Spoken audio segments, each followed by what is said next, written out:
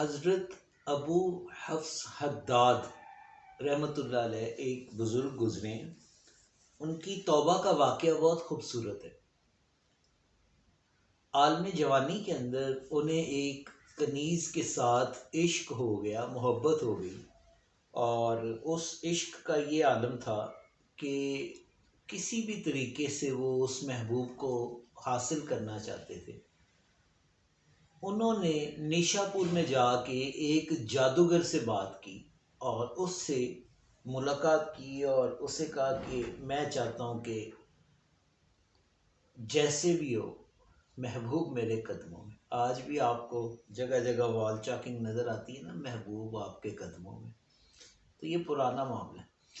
تو خیر انہوں نے نیشا پور میں جا کے ایک جادوگر سے ملاقات کی اور اسے کہا کہ جیسے بھی ہے نا میری محبوبہ سے میرا ملن کرواؤ. جادوگر نے کہا کہ ایک عمل ہے، میں تجھے وہ کرواتا ہوں، وہ عمل تو کر، تو جس طرح تو چاہتا ہے اسی طرح تیری محبوبہ کرے گی، تیری انگلیوں کے اشاروں پہ ناچے گی جس طرح تو چاہتا ہے. تو لیکن اس عمل کی ایک کنڈیشن ہے، اس عمل کی ایک شرط ہے. وہ عمل میں تجھے تب کرواؤں گا کہ 40 دن تک ہر طرح کی عبادت، ہر طرح کا اچھا کام تو نے ترک کر دینا.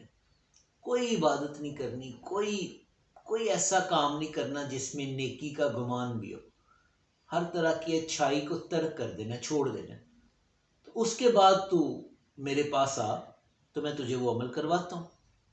چنانچہ آپ نے اس ہدایت کے اوپر عمل کیا اور 40 دن تک آپ نے کوئی اچھا کام نہیں کیا.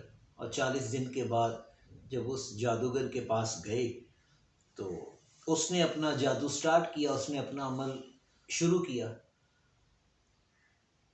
اب وہ جادوگر کہتے ہیں ابو حفص کوئی نہ کوئی بات ہے، عمل کام نہیں کر رہا، جادو کام نہیں کر رہا، تو نے لازمی کوئی نہ کوئی اچھا کام کیا ہے، کوئی نیکی کا کام کیا ہے.